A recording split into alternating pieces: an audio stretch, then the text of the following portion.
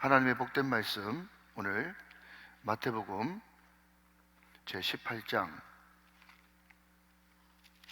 이 계시의 말씀을 한 절씩 나눠서 교독하시고 마지막 절 같이 합독하실 때 살아계신 하나님의 음성을 들을 수 있기를 원합니다. 다 찾으셨으면 아멘. 제가 먼저 21절을 받들겠습니다. 그때 베드로가 나와 이르되 주여, 형제가 내게 죄를 범하면 몇 번이나 용서해 주리까? 일곱 번까지 하오리까? 예수께서 이르시되 내게 이르노니 7번뿐 아니라 7번 70번까지라도 할지니라. 그러므로 천국은 그 종들과 결산하려 하던 어떤 임금과 같으니 결산할 때 10달란트 빚진 자 하나를 데려오매 갚을 것이 없는지라 주인이 명하여 그 몸과 아내와 자식들과 모든 소유를 다 팔아 갚게 하라 하니 그 종이 엎드려 절하며 이르되 내게 참소서 다 갚으리이다 하거늘 그 종의 주인이 불쌍히 여겨 놓아 보내며 그 빚을 탕감하여 주었더니 그 종이 나가서 자기에게 100데나리온 빚진 동료 한 사람을 만나 붙들어 목을 잡고 이르되 빚을 갚으라 하매 그 동료가 엎드려 간구하여 이르되 나에게 참아 주소서 갚으리이다 하되 허락하지 아니하고 이에 가서 그가 빚을 갚도록 옥대에 가두거늘 그 동료들이 그것을 보고 몹시 딱하게 여겨 주인에게 가서 그 일을 다 알리니 이에 주인이 그를 불러다가 말하되 악한 종아, 내가 빌기에 내가 내 빚을 전부 탕감하여 주었거늘 내가 너를 불쌍히 여김같이 너도 내 동료를 불쌍히 여김이 마땅하지 아니하냐 하고 주인이 노하여 그 빚을 다 갚도록 그를 옥졸에게 넘기니라. 35절 다 같이요. 너희가 각각 마음으로부터 형제를 용서하지 아니하면 나의 하늘 아버지께서도 너희에게 이와 같이 하시리라. 아멘. 여러분, 우리가 잘 알고 있는 우리들 교회 김양재 목사님 맞죠? 네, 김양재 목사님이 그 목욕탕 세미나 뭐 이런 걸 해요. 날마다 이제 말씀 묵상을 통해서 내 모든 것들을 이제 씻어내리자 뭐 이런 뜻인 것 같아요. 그런데 제가 거기 한번 가보니까 그 교회는 참 독특한 것이 목사님이 예를 들어서 주일날 마태복음 18장 21절부터 35절까지 말씀을 이렇게 설교했지 않습니까? 그런데 수요 예배에 부목사님이 설교하는데 본문이 똑같아요. 그래서 제가 혹시나 똑같은 거 다시 한 번 더 리바이벌 하나 했더니 부목사님이 그 똑같은 본문 가지고 자기 설교를 해요. 이상하지 않습니까? 제가 물어봤어요. 본문이 겹쳤습니까? 이렇게 물어봤더니 아니고 항상 그 교회는 주일 목사님이 하신 설교 본문 가지고 수요일날 똑같은 본문을 부목사님이 한 번 더 설교한대. 제가 참 힘들겠다 싶어가지고 왜 그렇게 하십니까? 물어봤더니 이 목사님의 생각은, 목사님의 지론은 뭔가 하면 한 본문을 일주일 내내 묵상해도 모자란다는 거예요. 한 본문을 일주일 내내 묵상하면서 용서해야 되겠구나, 용서해야 되겠구나, 이 본문을 가지고 계속 묵상해도 모자라기 때문에 수요일날 똑같은 본문 가지고 한 번 더 부목사님이 설교해서 하여튼 그 본문을 일주일 내내 강력하게 묵상할 수 있도록 그렇게 한다라는 이야기를 듣고 참 의식 있고 의미 있다 이런 생각을 해보게 됩니다. 여러분, 매일매일 좋은 말씀을 주일 나대배 설교급으로 듣는 것이 새벽 특세인데 이것을 온종일 동안 묵상하고 일주일 내내 묵상해도 모자라는 판인데 그냥 바쁜 일상을 우리가 늘 평상시 살던 그 삶의 패턴을 계속 유지하면서 매일 새벽에 이 말씀을 들으면요, 여러분 좀 거친 말로는 토하게 되는 것이고 또 개이게 되는 것입니다. 무슨 말인가 하면 여러분 매일 주일 나대배급 설교를 이렇게 듣는 여러분들은 생활 정리를 좀 하셔야 돼요.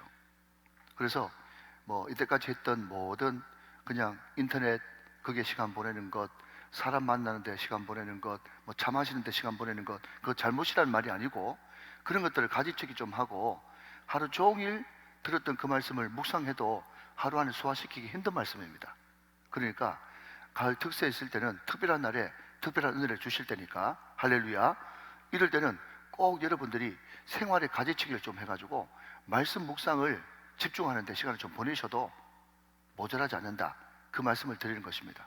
사랑하는 여러분, 은혜가 쏟아지고 말씀이 쏟아질 때 여러분 가지치기 딱 좀 하셔가지고 말씀에만 온전히 집중하심으로써 2022년 한 해 마무리를 은혜 가운데 잘 하게 되시기를 주님의 이름으로 축원합니다.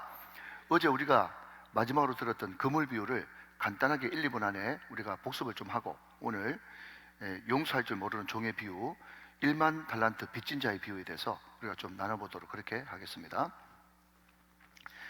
어제 그물 비유는요, 그물은 교회다. 예, 그렇게 말씀을 드렸습니다. 교회는 누구죠? 나입니다. 그러니까 내가 이 마지막 때, 이 종말 때에 해야 되는 일은 사람을 낚는 어부가 돼야 된다. 그래서 교회에서 자꾸 전도 세미나, 컨퍼런스, 포럼, 온갖 이름을 다 바꿔가면서 강조해도 소용없다. 현장에 나가지 않으면 소용없다. 그래서 전도에 관한 말씀만 많이 듣지 말고 실제로 전도하는 자가 되어야 된다. 그렇게 말씀을 드렸고요. 여러분, 여기서 이야기하는 그물은 쌍끌이 예인망이기 때문에 긴 그물이다. 그래서 그 그물을 가지고 다 둘러쳐가지고 고기를 잡으면 거기는 온갖 좋은 거 나쁜 거 다 들어갈 수 있고, 좋은 고기 나쁜 고기 다 들어갈 수 있고, 더러운 것도 들어갈 수 있다. 그렇기 때문에 이 세상의 교회는 완전치 못하다. 그렇기 때문에 용납해야 된다, 그 말이 아니라 그냥 그렇다는 것입니다. 교회는, 이 세상의 지상교회는 본질상 좋은 거 나쁜 거 다 들어올 수 있다. 그렇지만 마지막에는 반드시 심판이 있다. 그것이 어제 메시지였죠. 그리고 지금은 은혜 시대, 교회 시대이기 때문에 이 그물 안에 있을 때는 얼마든지 나쁜 고기가 좋은 고기가 될 수 있다. 그게 희망이었고요. 그러나 그럼에도 불구하고 마지막 때는 반드시 심판받게 돼 있다. 예수 모르는 사람들만 심판받는 것이 아니라 교회 안에 있는 사람도 상급 심판을 받게 된다. 그럼으로써 우리가 그물 안에 있을 때 나는 좋은 고기일 거야 하도 이제 스스로 생각하는 이 자긍심 내지는 이 자아가 튼튼해가지고 말이죠. 나는 좋은 고기일 거야 그렇게 생각하지 말고 일단 그물 안에 있을 때는 나는 아직까지 부족하고 나쁜 고기다 생각을 하고 점점 좋은 고기 돼 가야 되겠다 이런 마음을 먹어야 되며, 나는 옥토다 무조건 그렇게만 생각하지 말고 내 안에 있는 옥토는 더 확장시키고, 또 혹시 내 안에 들어있는 길가나 돌짝밭이나 가시밭은 제거시킴으로써 점점 주님께서 열매 맺기 좋고 사용하시기 좋은 그런 밭이 돼 가야 되겠다. 할렐루야. 예, 이것이 어제 우리에게 던져주시는 그물 메시지의 핵심 요약이었다 하는 것입니다. 여러분, 오늘 우리는 1만 달란트 빚진 자의 비유, 근데 우리는 그렇게 생각했는데 성경대로 하면 용서할 줄 모르는 종 비유 이렇게 돼 있죠. 21절 위에요. 자, 한번 따라 하실까요? 익숙치 않습니다.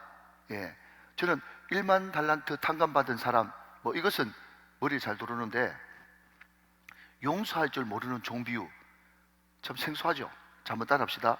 용서할 줄 모르는 종 비유. 시작. 용서할 줄 모르는 종 비유. 그래서 여러분, 너무 잘 알고 있는 것은 오히려 더 경계심을 가지라. 예, 그렇게 말씀을 드렸어요. 우리가 계속해서 1만 달란트 탕감받은 사람, 1만 달란트 탕감받은 사람, 틀린 말은 아닌데, 오리지널 버전이 용서할 줄 모르는 종 비유구나. 예, 그것을 성경을 보면서 관찰하는 것이 중요하죠. 자, 여러분, 우리가 인생 살면서 수천 편, 수만 편의 설교를 듣습니다. 그렇죠? 그런데 그 수만 편의 설교, 이때까지 들었던 설교 가운데 제일 마음속에서 소화시키기 힘들고 캥기는 설교가 뭐냐 할 때, 대체로 사람들은요, 첫 번째, 두 번째, 세 번째가 경중이 아니고 대충 한 세 가지 정도로 나눌 수 있단 말이죠. 그래서 첫 번째는 물질 설교하면 마음이 좀 어려운 것 같아요. 그죠? 하는 저도 힘듭니다. 그렇지만 여러분, 돈 설교가 아니라 헌금 설교고 헌신 설교라는 것을 믿으시기 바랍니다. 예, 하나님 앞에 드리고 헌신하자는 이야기지, 여러분, 물질을 걷기 위한 그런 수단의 설교는 처음부터 잘못된 것이죠. 아무튼 여러분, 물질에 대한 설교 하는 사람도 듣는 사람도 쉽지 않습니다. 두 번째, 여러분, 우리가 요즘에 가장 많이 듣고 있는 무슨 설교? 전도 설교. 전도 설교도 이게 보통 문제가 넘어요. 또 주님을 제대로 만난 분들은요, 가슴이 뜨거워서 전도 설교 참 좋다 이렇게 생각할지 모르겠지만, 처음 나온 초신자들은요, 자기 몸 건사하기도 힘든데 거기에 다른 사람 더 데리고 오라고 그러니 얼마나 부담되겠어요. 그러니까 보통 여간 부담스럽지 않은 설교가 전도 설교예요. 여러분, 세 번째는요, 그 두 가지보다 더 강력한 게 뭔가 하면요, 용서 설교입니다. 용서하라, 용서하라. 이 설교는요, 이 앞에 두 가지를 더 합친 것보다 더 강력해요. 왜냐하면 아무리 인간관계가 좋은 사람이라도 생각만 해도 치가 떨리고 생각만 해도 여러분 손이 부들부들 떨리는 그런 인간관계, 안 좋은 인간관계가 적어도 인생 살면서 적어도 한두 명 다 있거든요. 여러분, 나는 100번, 1000번 용서했다고 생각하는데 그냥 탁탁 내 마음에 고무다라를 말이죠, 차버리면 그 밑에 깔려있는 오만 오물들이 다시 쏙 올라와가지고 내 마음이 온통 흙탕물로, 진흙탕물로 변하는 그런 경험들을 다 했단 말이죠. 그런데 거기에 대고 용서하라 그러니까 말은 무슨 말인지 모르겠는데, 말은 무슨 말인지 잘 알겠는데 그것이 실천되어지기는 정말 쉽지 않다. 그렇기 때문에 여러분, 용서하라고 하는 그 설교는 정말 하는 사람도 어렵고, 왜 어려우냐? 자기도 용서를 잘 못하거든. 자기가 잘 못하는데 그것을 하라라고 이야기를 하니까 얼마나 마음이 불편하겠어요. 여러분, 한번 여쭤봅시다. 여러분, 제가 여러 날 동안 제가 설교를 하는데 오늘 얼굴이 좀 못하잖아요. 네. 어제 밤까지 고민했어. 어제 밤까지 이 설교를 내가 과연 할 자격이 있는가 생각하니까 고민이 자꾸 되어지니까 몸이 피곤하죠. 네. 이게 설교자의 고통이란 말이에요. 자, 여러분, 그러나 그럼에도 불구하고 한 가지 분명한 사실은 이것은 말씀이고, 아멘. 하나님이 절대로 불가능하고 도무지 할 수 없는 것을 하라고 하겠습니까? 하나님께서 용서하라 그러면, 자, 한번 따라 합시다. 할 수 있으니까 하라 하신다. 시작. 할 수 있으니까 하라 하신다. 여러분, 그렇기 때문에 여러분, 주의 종이 힘들지만 말씀을 전해야 되는 거예요. 자, 다시 한번요, 두 가지. 하나는 하나님의 말씀에 기록됐기 때문에 말씀을 해야 되는 것이고, 또 하나님께서는 도무지 할 수 없는 것을 하라고 하시는 분이 아니고 할 수 있으니까 하라 하시기 때문에 이 말씀을 전해야 되는 것이에요. 사랑하는 여러분, 벌써 찬바람이 불죠? 한 해가 다 갔습니다. 이때 우리가 반드시 정리하고 넘어가야 될 것이 바로 용서라고 하는 이 테마이기 때문에 오늘 하나님께서 주신 말씀으로 받고 승리하시기를 주님의 이름으로 축원합니다. 자, 여러분, 먼저 전체 문장을 한번 보면서 전체 문맥으로 한번 보십시다. 자, 여러분, 앞으로 넘어가서 마태복음 18장을 한번 보세요. 18장 보시면요, 자, 1절 2절 말씀을 제가 한번 읽어보도록 하겠습니다. 마태복음 18장 1절 2절 말씀. 그때에 제자들이 예수께 나와 이르되 천국에서는 누가 큽니까? 2절, 예수께서 한 어린아이를 불러 그들 가운데 세우시고 그랬습니다. 자, 여러분, 제자들이 지금 주님께서 십자가 지실 때가 다 됐는데 그것은 온데간데 없고 누가 더 큽니까? 영의정, 자의정, 우의정 논쟁 벌어졌어요. 그때 우리 예수님께서 어린아이 하나 세우시고 이 어린아이와 같지 아니하면 누구든지 천국에 이를 수 없다라는 그 교훈을 18장 앞부분에 주셨습니다. 그것이 마태복음 18장에 나오는 첫 번째 테마입니다. 여러분, 두 번째는요, 어떤 테마가 나오는가 하면 교회 치리에 대한 문제가 나왔어요. 어떤 사람이 교회에서 죄를 지었습니다. 덕이 되지도 않고 너무 나쁜 사람들, 많은 사람들한테 나쁜 영향력을 미칩니다. 그때 여러분, 예수님께서 교회의 치리에 대해서 이야기하면서 첫 번째는 3단계가 있는데 첫 번째 단계는 조용히 불러가지고 고민해라. 너 그러면 안 된대. 그렇게 이야기해라. 두 번째는 유력한 사람 두세 사람을 데려가가지고 같이 고민해라. 그럼 큰일 난다. 빨리 이 선에서 멈춰라. 그렇게 이야기해라. 그리고 만약에 그럴 때도 말을 안 들어 먹을 때는 공회 앞에, 교회 앞에 이야기하고 그 사람들을 이방인이나 세리처럼 그렇게 여겨서 치리시켜라. 그것이 두 번째 마태복음 18장에 등장한 테마입니다. 제가 지금 이야기하는 거 맞죠? 자, 그러면 여러분, 어떤 죄를 지은 사람이 있는데 이 사람을 내가 처음 가서 고민하고 두세 사람이 가서 고민하고 안 되면 교회 이야기해가지고 이방인처럼 세리처럼 여기라. 그것이 원칙 맞아요. 그 원칙에 의해서 우리 합동 측 헌법도 이런 단계를 거쳐가지고 치리해라. 그렇게 고민하고 있습니다. 그게 교회 법이에요. 자, 그러면 여러분 이런 질문을 한번 던져보겠습니다. 아이고 목사님 질문 안 던지고 그냥 믿고 넘어가 아멘 하고 넘어가면 안 됩니까? 여러분 그러면 그 너무 좋은 신앙이에요. 그렇지만 질문을 안 던지면 100만 불짜리 질문을 안 던지면 100만 불짜리 답을 찾을 수가 없어요. 그러니까 질문을 던지는 것은 묵상하는 방법이고 질문은 너무너무 중요한 하나님의 은혜라는 거죠. 좋은 질문은요. 자, 여러분 그런 점에서 잘 한번 들어보세요. 우리 예수님이 이 땅에 계실 때 예수님이 세상 사람들로 받았던 별명이 뭡니까? 이방인들과 세리와 창기들의 친구였어요. 이해되시죠? 그분이 이 땅에 있을 때 계속 했던 말이 뭔가 하면 나는 의인을 부르러 온 것이 아니라 죄인을 부르러 왔다. 나는 이방인과 세리들과 창기들의 친구다.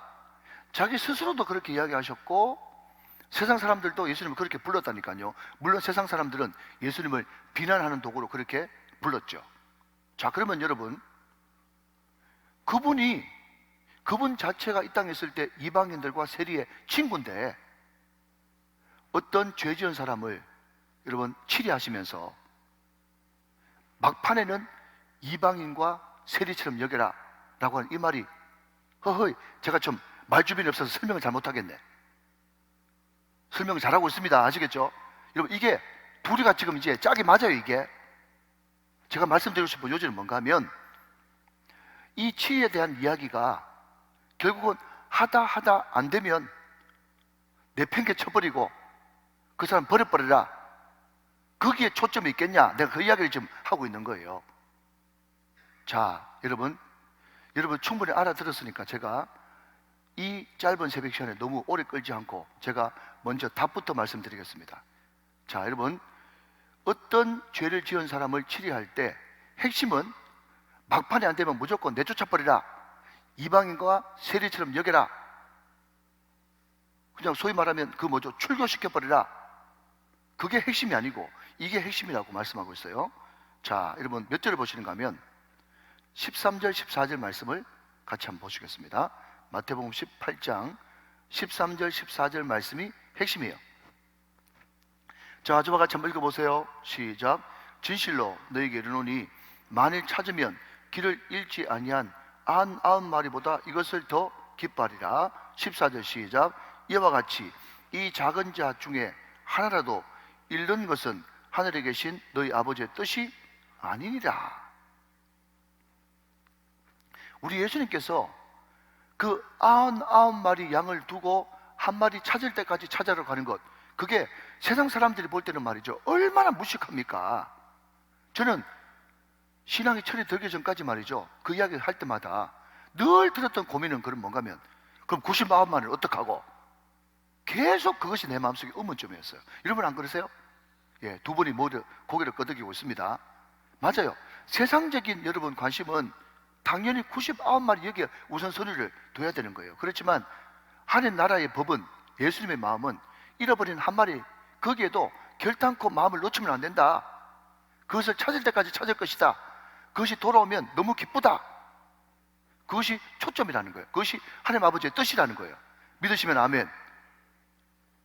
그런 마음을 우리 교회 안에서 가지고 있어야 되는 거예요. 여러분, 이 말은 어떤 누구한테보다 하는 이야기보다 저한테나 오늘 우리 장로님들이나 또 이 자리에 계신 기도하는 용사 핵심 멤버들 아닙니까? 저는 여러분 아멘 하면 복이 되고 아멘 안 하면 알아서 할 것인데 오늘 여기 계신 분들만큼은 최소한 다 옥토라고 저는 믿어요. 타이밍 놓쳐버리네. 옥토 되기 싫은 모인데 사랑 여러분, 오늘 이 자리에 계신 분만큼 제가 다 옥토라고 믿어요. 아멘. 다 옥토인데 핵심 멤버인데 핵심 멤버들이 가져야 될, 반드시 교회를 생각할 때 가져야 될 첫 번째 우선순위는 뭔가 하면 한 사람이라도 잃어버리면 안 된다. 이 마음을 가지고 있어야 된다는 거예요. 여러분 이것은요 저한테 하는 말이라니까요. 여러분 얼마나 여러분 덕이 안 됐으면 한 사람 찾아가겠어요? 두 사람 또 찾아가겠어요? 또 여러분 또 그 기관에서 그 목장에서 다 찾아가겠어요? 얼마나 덕이 안 됐으면. 간단한 방법은 여러분 쳐내버리면 제일 간단해요. 쳐내버리면. 그리고 여러분 항상 무슨 문제가 있을 때는 상대방이 있겠죠. 그 맞은편에 있는 사람은요, 여러분 요즘에 교회를 너무 쉽게 생각해가지고 이 교회 아니면 교회 없나? 떠나버려.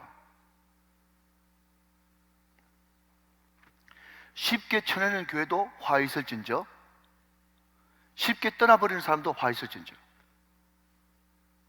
하나님 나라는 절대로 그런 나라가 아니에요.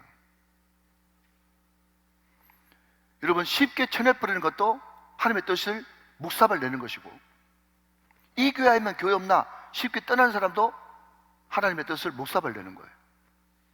왜? 이 세상의 법은 그럴 줄 몰라도 하나님의 뜻은, 하나님 나라는 그런 나라가 아니거든요.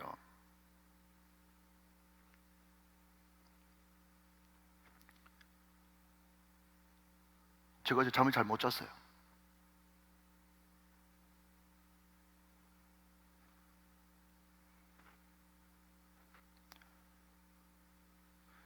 그러니까 여러분 한번 보세요. 제가 좀 전에 좋은 질문은 좋은 답을 얻고 뭔가 질문을 해야 생각하게 되고 답이 나온다고 그랬잖아요. 그죠?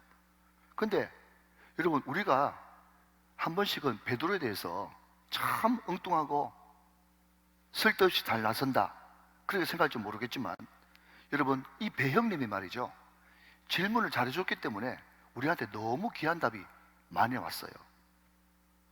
여러분 한 영혼이라도 잃어버리면 안 된다라는 그 이야기를 딱 하니까 베드로가 궁금했던 거예요. 그래서 툭 뭐라고 질문하는가 하면, 오늘 보면 21절 말씀 보시면 이렇게 이야기하고 있습니다. 보십시오. 그때 배형님이 나와 이르되, 주여 형제가 내게 죄를 범하면 몇 번이나 용서해 주리까? 7번까지 하리까? 그랬어요. 여러분 이것은요, 유대인들의 배경을 모르면요 이 말이 얼마나 그래도 기특한 질문이라는 것을 몰라요. 여러분 혹시 삼진 아웃제 들어보셨어요? 자, 대답하셔야 됩니다. 좀 집중하시고. 삼진 아웃제 들어보셨죠? 예, 유대인들한테도요 삼진 아웃제가 있었어요. 그러니까 유대인들의 용서하는 율법의 수준은 3번까지 용서하는 거예요. 3번까지. 근데 똑같은 죄를 3번 이상 범하면 이거 인간 취급 안 해줬어요. 그게 유대인의 개념이었다고. 그런데 여러분 3번, 사실 그렇지 않습니까? 우리도 율법에 묶여 있는 사람이기 때문에 나한테 똑같은 죄를 똑같이 아프게 하는 것을 3번 했다 그러면요 3번 용서해 줬다 그래도 상당히 인격자입니다. 맞죠? 그런데 베드로가 예수님도 계시고 하니까 그냥 부품한 사람 아닙니까? 그러니까 7번까지 해야 됩니까? 크게 썼어. 크게 7번 불렀어. 그러면 예수님이 깜짝 놀래가지고 7번 대단한데, 7번 안 줬었는데 우리 7 좋아하잖아요. 7번 대단한데 그렇게 이야기할 줄 알았더니 주변에 있는 사람들이 다 기절 초풍할 만한 그런 이야기를 합니다. 뭐라고요? 22절 예수께서 이르시되 내게 이르노니 7번뿐 아니라 7번을 70번까지라도 할지니라. 자, 여러분 먼저 성경 한번 확인하고 다시 돌아오도록 하겠습니다. 창세기 4장 24절의 말씀을 한번 보세요. 창세기 4장 24절의 말씀. 유대인들은 여러분 구약에 능통하니까 70번씩 7번, 그러니까 이거를 생각했어요. 이 구절을 먼저 생각했다고. 창세기 4장 24절 같이 한번 읽어봐요. 시작. 가인을 위하여는 벌이 7배일진데 라멕을 위해서는 벌이 77배 이리로다 하였더라. 많은 학자들이 말이죠, 그냥 70번씩 7번, 그러니까 77, 49, 490번 그걸 생각 안 하고 창세기 4장 24절 먼저 생각했다고. 가인을 위해서는 7, 라멕을 위해서는 77 생각해가지고 77번입니까? 이렇게 생각했는데 원문대로 하면요 7 곱하기 7 490번. 자, 그러면 여러분 묻습니다. 그러면 우리가 그렇게 할 수도 없지만, 자, 좋다. 그러면 말씀대로 저는 믿으니까 그냥 490번까지 한다. 그러면 491번은 어떻게 하는데요? 안 되는 겁니까? 그러니까 여러분, 완전수가 2개 붙었다는 것은요, 이것은 무한대를 이야기하는 것입니다. 그러니까 무한대로 용서해 줘야 된다. 너무 기가 막힌 말씀을 하는 거예요. 그 이야기를 딱 한 다음에, 그 다음에 무슨 비유가 나옵니까? 1만 달란트 빚진 자 비유가 딱 나오는 거예요. 이해되시죠? 지금 여러분, 그 맥락에서 지금 1만 달란트 빚진 자가 나오는 겁니다. 자, 여러분, 이런 이야기 들어보셨습니까? 저를 보십시오. 1만 스승은 많은데 아비는 적으니. 사도 바울이 했던 말 기억나시죠? 그러니까 여러분, 여기 등장하는 이 1만이라고 하는 것은요, 그냥 숫자적으로 1만 달란트도 어마무시한 그런 돈이지만, 그때 당시에 유대인들에게는 만이라는 것은 말 그대로 만수예요. 자기들이 생각할 때 가장 높은 수가 1만이라고 생각했단 말이죠. 그러니까 여기서 그냥 단순히 1만 달란트라고 생각하지 말고, 1만 달란트라고 하는 이 돈의 액수는 여러분 6천만 데나리온이에요. 그러니까 하루 노동자가 말이죠, 6천만 일 일해야 벌 수 있는 그런 돈의 가치란 말이죠. 그러니까 계산을 해보면, 우리가 이런 돈 단위가 나오면 계산 안 해볼 수 없지 않습니까? 하루 일당 10만 원만 치해도 말이죠, 그 돈이 액수가 얼마인가 하면 6조에 6조, 20만 원이면 12조고, 그래서 여러분 1만 달란트 컴퓨터로 치시면요, 한 12조 정도 해당되는 액수다. 그러니까 상상할 수도 없는 액수인 거예요. 자, 여러분, 이런 말씀 기억나십니까? 연관해서 시편 32편으로 한번 가보도록 하겠습니다. 시편 32편의 말씀을 같이 한번 보도록 그렇게 하죠. 자, 1절부터 4절 말씀까지를 같이 한번 보겠습니다. 빨리 찾으시는 분은 찾으시고요. 자, 시편 32편 1절부터 4절 말씀까지. 자, 낭독자는 잊지 마시고 저와 여러분이 한번 합독하도록 하십니다. 시작. 허물에 사함을 받고 자신의 죄가 가려진 자는 복이 있도다.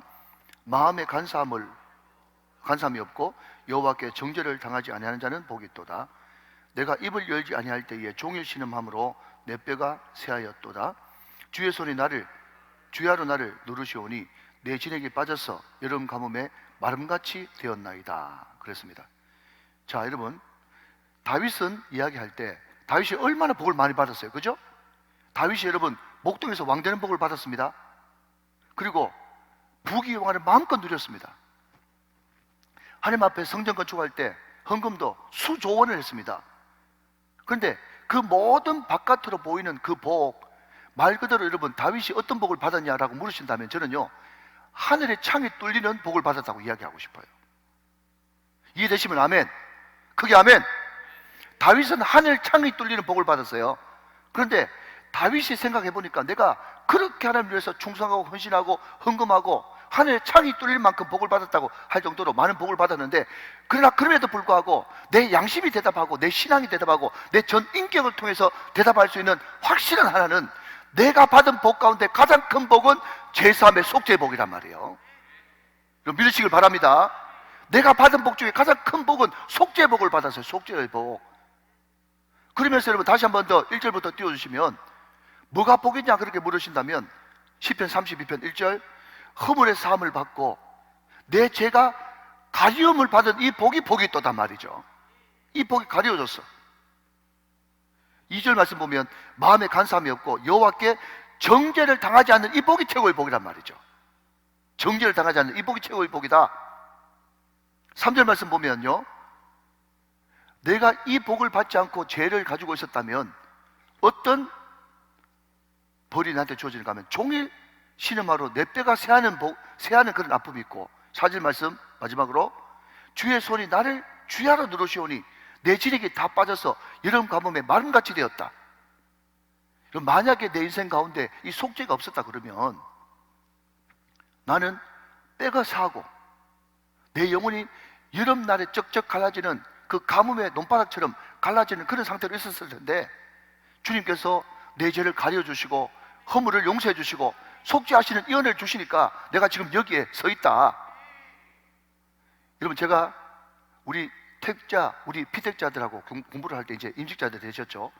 여러분 거기에 예수의 사람들이라고 하는 그 책에 보면요, 그 유기성 목사님이 이런 강의를 합니다. 여러분 저는 공감이 됐기 때문에 제 이야기를 바꿔서 할게요. 여러분 저는요 목회를 사랑합니다. 저는 교회를 사랑해요. 저는 여러분 평생 목사가 됐다는 것, 이게 내 일생 자랑이고 기쁨이고 또 만족이에요. 저는 목회를 너무너무 사랑하거든요. 참 감사한 것은 우리 많은 장로님들이 또 집사님 권사님들이 이 새벽기도 용사들이 또 우리 사랑 가족들이 저를 꽤 자랑스러운 목사로 생각해 준다는 것에 대해서 저는 참 감사합니다. 그런데 여러분 잘 생각해 보십시오. 많은 사람들이 여러분 저를 자랑스럽게 생각하고 우리 목사님이라 그러고 우리 아빠라 그러고 우리 남편이라고 그렇게 저를 자랑스러워 해주는데, 만약에 여러분 제 일거수일투족을 우리 장로님들이, 우리 사랑하는 아이들이, 제 아내가 내 마음속 안에까지 들어가가지고 생각으로 지은 죄, 마음으로 짓는 죄, 행동으로 짓는 죄, 그거를 100% 다 한다 그러면 여러분 용서하십시오. 그 꼬라지 보고 존경하겠습니까? 아, 목사님 오늘 솔직하시네. 여러분 꼬라지는 어떠세요? 여러분이 생각으로 지은 죄, 마음으로 지은 죄, 행동으로 지은 죄, 그거를 다른 사람들이 100% 다 한다 그러면 여러분 존경하겠습니까? 장로님으로, 엄마로, 아빠로 존경할 수가 없죠. 그러면 왜 지금 내가 이 자리에 서 있고, 왜 내가 그래도 괜찮은 남편, 괜찮은 아버지, 괜찮은 목사님으로 이 자리에 설 수 있냐 하면 전적으로 그분이 내 죄를 가려주셨기 때문에 이 자리에 설 수 있는 것입니다. 여러분 이것을 솔직하게 인정한다면 여러분들이 아무리 복을 많이 받아서 하늘 창이 뚫리는 복을 받았다고 할지라도 여러분 다윗처럼 고백하셔야만 되는 거예요. 뭐라고요? 내가 받은 복 가운데 가장 큰 복은 속죄함의 복이다, 대속함의 복이다. 이것을 인정해야만 되는 것입니다. 여러분 이것을 오늘 성경 본문은 뭐라고 이야기하는가 하면 너는 일반 달란트 빚진 자가 아니냐? 여러분 그래서 다시 한번 반복합니다. 여러분 기억나시는 분 계시겠지만, 목사님 저는요 예수 믿고 나서요 방언도 받고요, 은혜도 많이 받고요, 말씀 들으면 기억도 나고요, 전도도 많이 하고요, 그런 영적인 복은 많이 받았는데 나는 세상적인 복은 못 받았어요.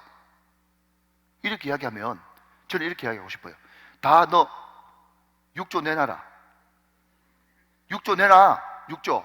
너 복 못 받았다 그러면 6조 내놔. 여러분 욥이 고백한 것처럼 우리가 아무 복도 못 받고 적신으로 왔으니 적신으로 간다. 우리가 여러분 빨가벗고 그 밖에 없이 우리는 간다 하더라도 속죄 안 받고 천국 간 복이 가장 큰 복인 줄로 믿으시면 아멘 하시기 바랍니다. 이것을 인정해야 돼요. 우리는 예수 믿고 여러분 모든 죄 사함을 다 받았다고 드는 순간 우리는 12조씩 6조씩 다 받은 거예요. 그러니까 여러분 우리는 이미 복 받은 사람입니다. 믿으시면 아멘. 이걸 모르니까 어떤 행동을 하는가 하면요, 자기한테 죄 지은 100데나리온 곱하기 하면 여러분 한 1000만 원쯤 됩니다. 넉넉히 쳐주면 2천만 원. 2천만 원 빚진 그 사람한테 가가지고 너 반드시 내가 바꿔야 만다 하면서 그 사람을 묶고 안 놔주는 거예요. 여러분 그러니까 이 세상이 왜 이렇게 점점 가면 갈수록 삶이 퍽퍽해지고 물질은 옛날보다 좀 더 있는데 마음이 어렵고 고통스러운 줄 아세요? 점점 여러분 말세지말이 되어질수록 이 땅이 병들고 이 세상이 살기 어려운 것은요, 이 세상에 점점 두 가지 유형의 사람밖에 존재하지 않기 때문에 그런 거예요. 첫 번째 사람은 누구냐? 용서하지 못하는 자. 두 번째 사람은 어떤 사람이냐? 용서받지 못한 자. 용서하지 못한 자, 용서받지 못한 자, 이 두 분의 사람이 점점 마음을 완악하게 해가지고 죽어도 용서 못한다, 죽어도 용서 못한다 하면서 계속 그것을 외치고 있으니까 여러분 점점 세상은 살기 어려워지고 지옥을 향해서 나가고 있는 거예요. 말세죠, 말세.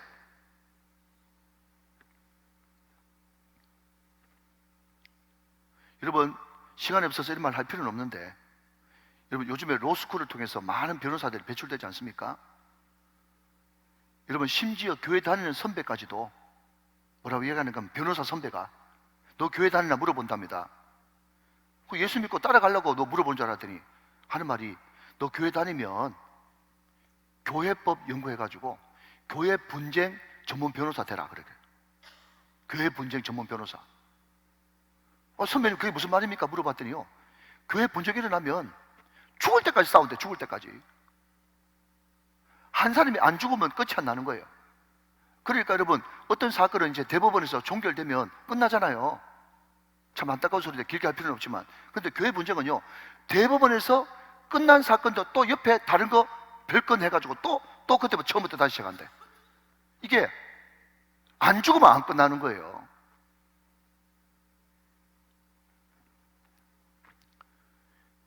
여러분, 그러니까 말이죠, 세상 사람들이 이렇게 이야기합니다. 뭐라고 이야기하는지 아세요? 자, 여러분 31절 말씀 한번 보세요. 31절 말씀. 자, 여러분 저와 같이 한번 읽어보시죠. 31절 말씀 같이 한번 읽어봐요. 시작. 그 동료들이 그것을 보고 몹시 딱하게 여겨 주력에 가서 그 일을 다 알리니. 저는 여러분 이 말이 이때까지는 한 번도 그렇게 생각 안 했는데 이 말이 왜 그렇게 크게 와닿습니까? 31절 말씀 보니까 그게 동료라는 말이 나오죠. 동료. 자, 여러분 그 동료 중에는요, 교회 다니는 사람도 있고 안 다니는 사람도 있을 거예요. 여러분 이 꼬라지를 말이죠, 이 꼬라지가 뭡니까? 자기는 그만큼 많이 탕감받았는데도 자기한테 1,000만 원 빚진 그 사람 옥에 가다 넣고 용서 못한 이 꼬라지를, 교회가 지금 이 모양 이 꼴로 지금 하고 있는 이 꼴을 말이죠, 세상 사람들이 다 본다는 거예요. 기가 막힌 거죠. 여러분 세상 사람들이 바라는 게 뭘까요? 그렇게 용서받았다고 하면서 내가 12조 용서받았으니 2,000만 원 내가 그냥 쿨하게 용서한다, 그렇게 대범하게 좀 하는 것을 보고 싶은데 그 꼴을 못 보니 자기는 모든 죄 용서받고 천국까지 간다고 그것을 뻥뻥 치는 사람이 이거 하나 용서 못하고 있으니 그 동료들이 기가 차가지고 하나님 앞에 이야기하는 거예요. 내 저 사람 다니는 교회는 나는 안 다닌다.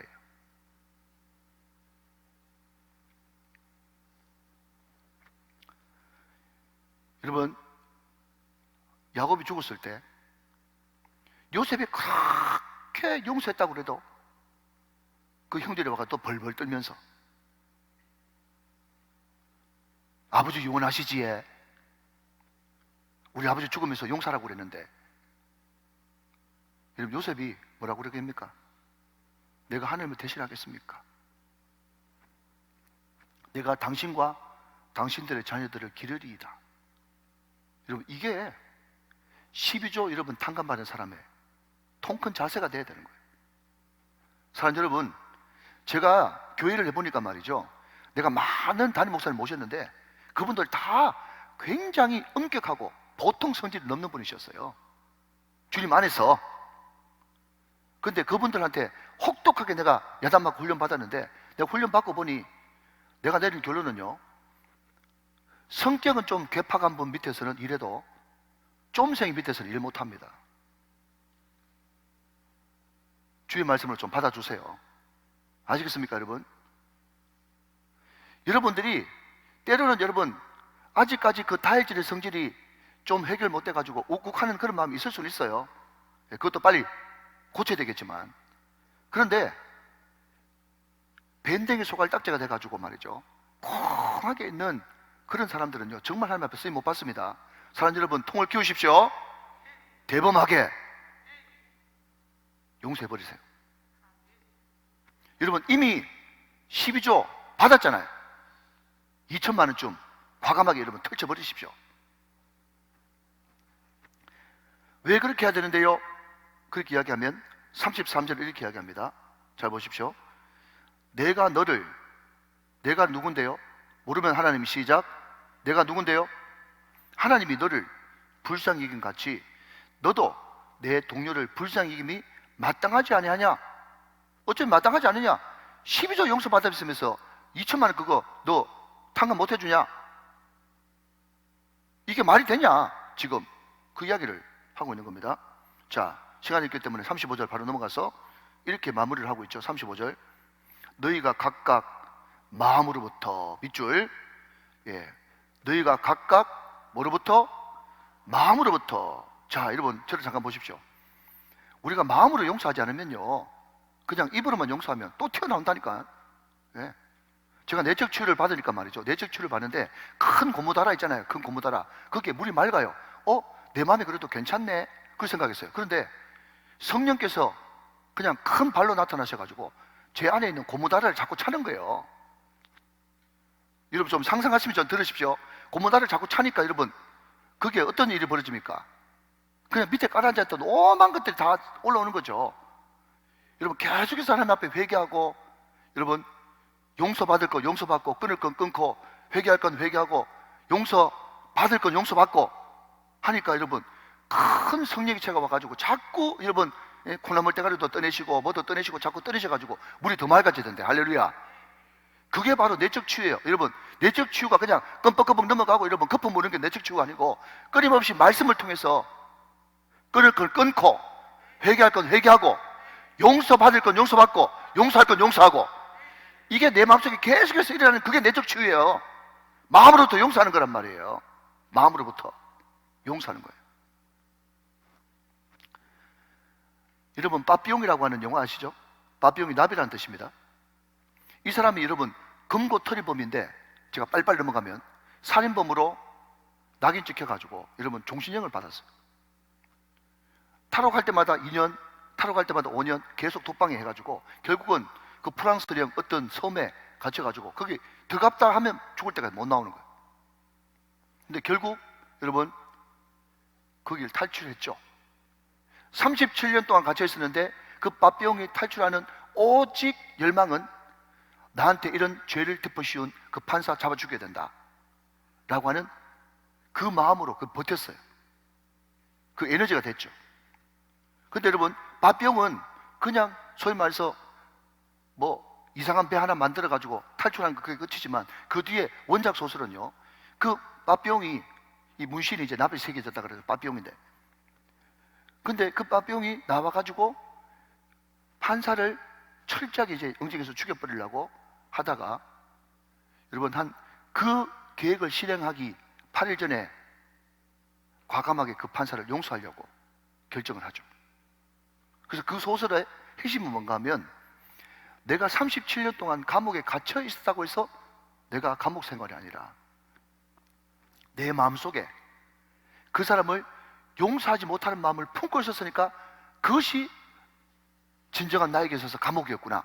그 메시지를 지금 그 소설에 던지고 있는 거예요. 그래서 여러분 초판이 나왔을 때 벌써 프랑스에서만 150만 부 팔렸어요, 그 책이. 그런데 마음으로 그 사람을 용서해버리니까 뭐가 됩니까?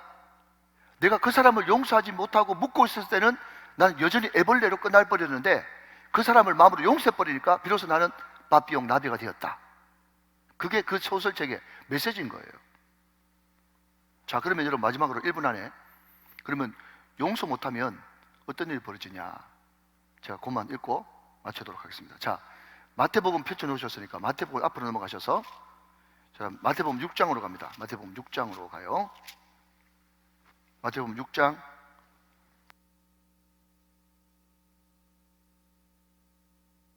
12절 13절.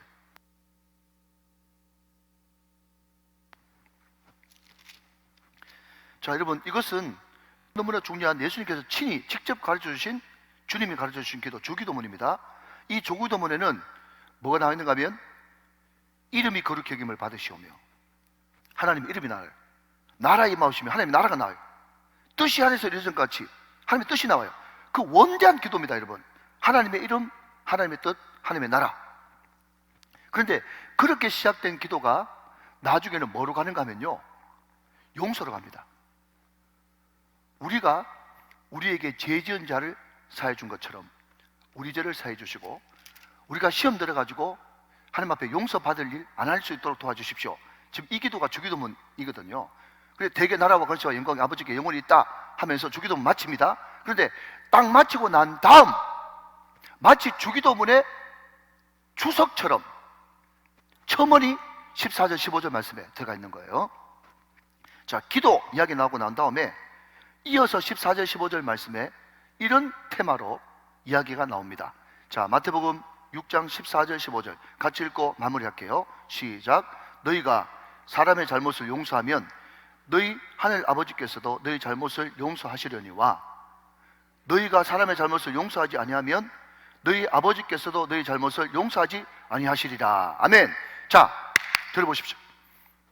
여러분 다시 한번 대답하셔야 됩니다. 성경은 요절 보지 말고 시작. 문맥으로 봐라. 주기도문 가르쳐 주셨습니다. 기도예요.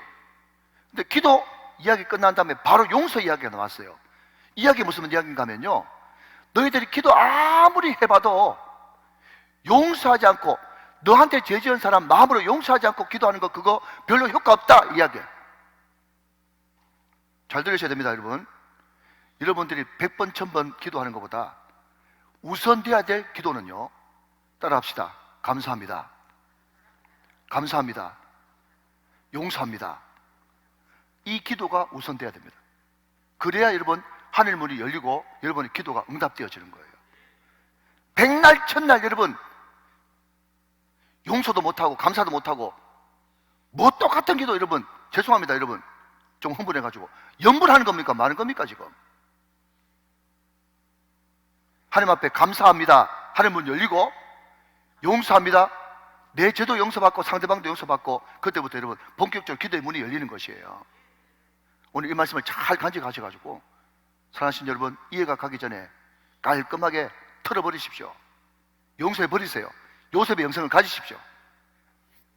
한 영혼을 소중하게 이기면서 오늘도 감사합니다, 용서합니다 라는 이 기도로 여러분의 기도가 활짝 열리게 되시기를 주 예수 그리스도의 이름으로 축원합니다. 축원합니다.